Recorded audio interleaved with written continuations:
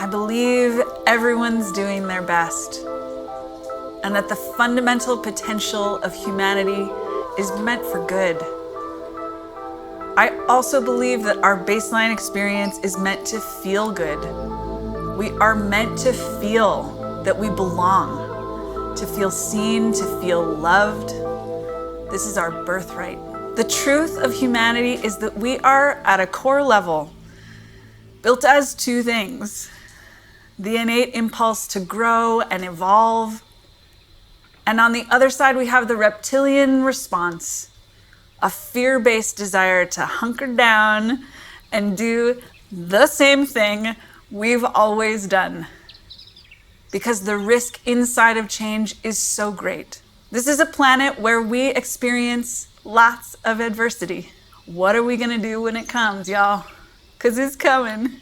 The part of us that resists is a fearsome opponent to our desire for growth and evolution. It will fight change until it's required to step up and evolve in the face of adversity. As someone who's truly created an incredible life that was not the default setting given to me, I'm currently doing work I adore. I cannot escape, nor do I want to.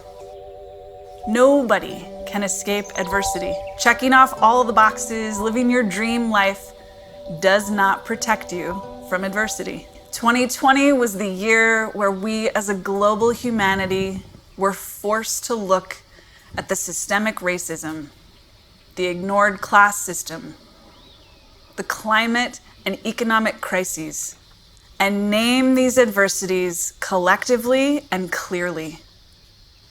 Because the world locked down. We could no longer look away. We could no longer ignore. We were at risk of losing our lives, our money, and our privilege. The abandonment of these securities was collective and pivotal. This was a change forced upon us through adversity that we had not experienced before. A human core wound for so many individuals that we're so petrified of touching on is abandonment. We're afraid of being left, betrayed, rejected, alone. This is the voice of our subconscious, which operates with the vantage point of our inner child. All these things mean death to a child. Abandonment is one of our first experiences with adversity. And because of this, we vilify adversity instead of seeing it as the catalyst to personal agency. And agency comes from the recognition that you have the power to choose. Adversities provide us with opportunities that we may not have seen because our reptilian brain's risk of death was in the way. Opportunity is an invitation we were not expecting. Opportunity and possibilities are always present. It's not about being in the right place at the right time. It's the agency we have. It's the decision to see. Awareness, opportunity, and possibility is all about the future and creation. Transformation, contribution, expansion are always available to us. And opportunity is defined as the moment we become aware that it's here. My husband, Shri, and I traveled to India right before the pandemic. We were lucky we got back as it was February 2020. In India, the industrial pollution and the fires burning so people could warm themselves made it very hard to breathe. And when we looked into the distance, we couldn't see the Himalayas. They were hidden by the same pollution that caused us to fight for air. Within 1 month of our travels home and the lockdown of the world, the pollution was gone. This opened up a window into how quickly the earth could clear the toxicity of humanity, how quickly nature could clear us of our unconsciousness. This is a perfect example of how adversity interrupts our unconsciousness. Our unconsciousness is stubborn. How long could we have gone on not acknowledging the inequity inside of public schools for our children? The adversity of educating all our kids remotely shone a light on this inequity with the flip of a switch. There's all this space to remake the system of school because of the adversity we face together. This same unconscious stubbornness is true in the economy. Loss of work and jobs have now given us the opportunity to create new systems and an economy that's not based on haves and have-nots. We don't have to choose between the two. The call to build a new economy can be about actively moving money that is aligned with your vision as well as the vision of others. All of this adversity on its own is not enough, and it can be helpful in illuminating where we are tolerating and to show us vividly what we don't want to accept and put into focus what we don't want to see. George Floyd's murder and the captive audience of humanity was an interruption we could no longer ignore. This story touched people in painful ways that they had not been open or willing to be touched before. This didn't feel good. And this was an invitation I was not expecting. Because of his death, I was able to see my baby boy is not white. My son will grow up with more adversity than I because he's Black. And I might not have gotten the memo without all of the tragic and all too common adversity of racial injustice in the United States. The study of this work is not pleasant, and the study of this work is liberating. We have been stuck because we make adversity wrong and avoid it because it's painful. And that has caused us to feel powerless in the face of adversity. I'm humbled in the anticipation of how to show up with my child. I cannot protect him from adversity. I plan to empower him to use it well and have agency because of it. I will teach him to welcome adversity and use it to get efficiently and gracefully on the path of his own true purpose. Adversity is a catalyst, an incredibly useful tool to put up a fight worth having with the part of us that is vehemently attached to what's familiar, even when it's miserable. Adversity demands that we change, even when we don't want to. When we can claim adversity as this kind of catalyst, then we can make the kind of contribution we came here to make in the first place. The adversity we as humanity collectively experienced in 2020 gave us agency over opportunities like waking up to racial injustice and choosing deep care for one another by sheltering at home to protect each other from a deadly virus. These were opportunities we were unwilling to consider before. In the wake of the pandemic, we were given explicit opportunities to claim agency over our lives, make the decision to care for one another and the planet simultaneously. Some of us did, some of us didn't. Adversity exists. There is no getting around it. And agency is the key to our biggest contribution in our lives, our communities, and on the planet. We all have agency. But adversity can sometimes confuse the issue. We've been taught there are haves and have-nots. The essence of the paradigm of have and have-not is the cause of all the injustice and problems in the world.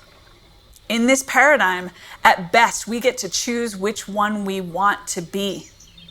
At worst, we stay stuck with the one we're given.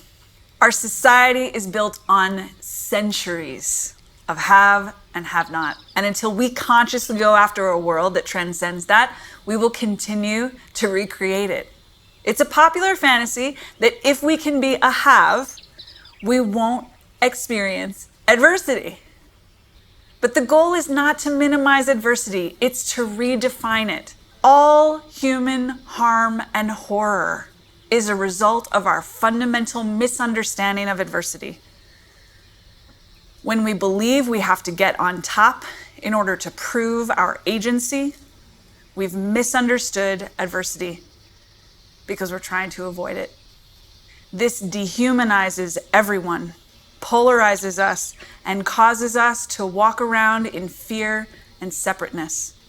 The truth is, no amount of awareness or money or other kinds of privilege can protect us from adversity. And embedded in this entire paradigm of have versus have not is the victimhood and feeling that we don't have agency here on this earth. I can have compassion for this perspective because we are human beings, and spoiler alert, we all die. The misunderstanding we have as humans is that because we die, we can't control anything. And that's the good news. We no longer have to. We have an opportunity right now to vision the new economy. And by using adversity as the catalyst to our own agency, we can contribute to a new paradigm of the haves and haves. A world where it's win-win. Becoming aware and using that awareness to make conscious decisions is the source of our personal empowerment. We can receive, we can contribute, we can make life how we want it.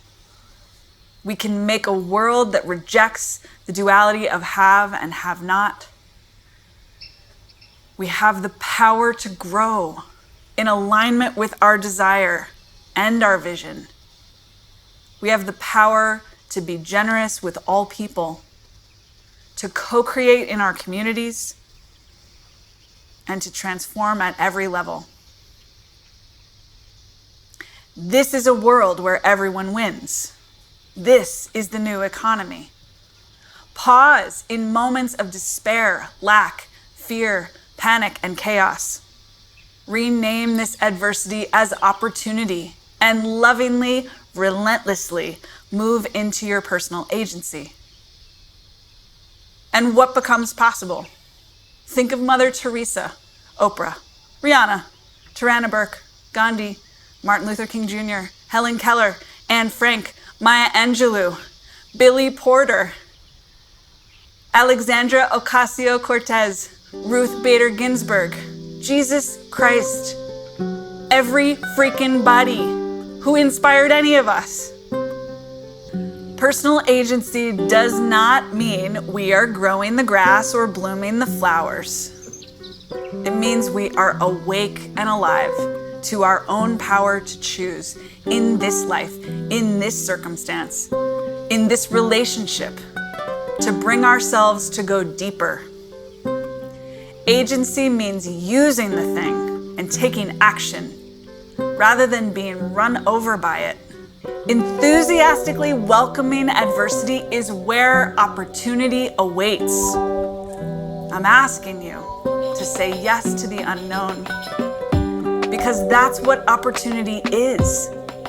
I know it's scary. When we create a world where we use adversity well and moment to moment make decisions for growth, then opportunities abound. We create more harmony and space for coexisting. We invite more calm, collaboration, love, and healing.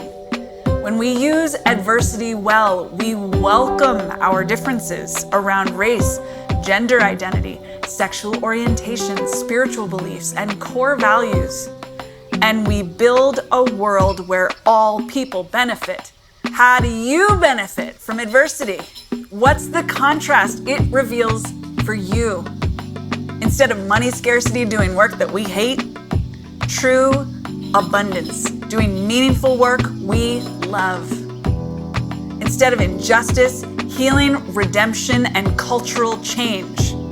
Instead of isolation, the deepest support from a team that backs us, fights for us, and believes in us. Allow adversity to highlight where there is more real estate for what you truly want, what the world truly wants. The contrast marks the edge so you can see it more clearly. And once you can see it clearly, prioritize that vision.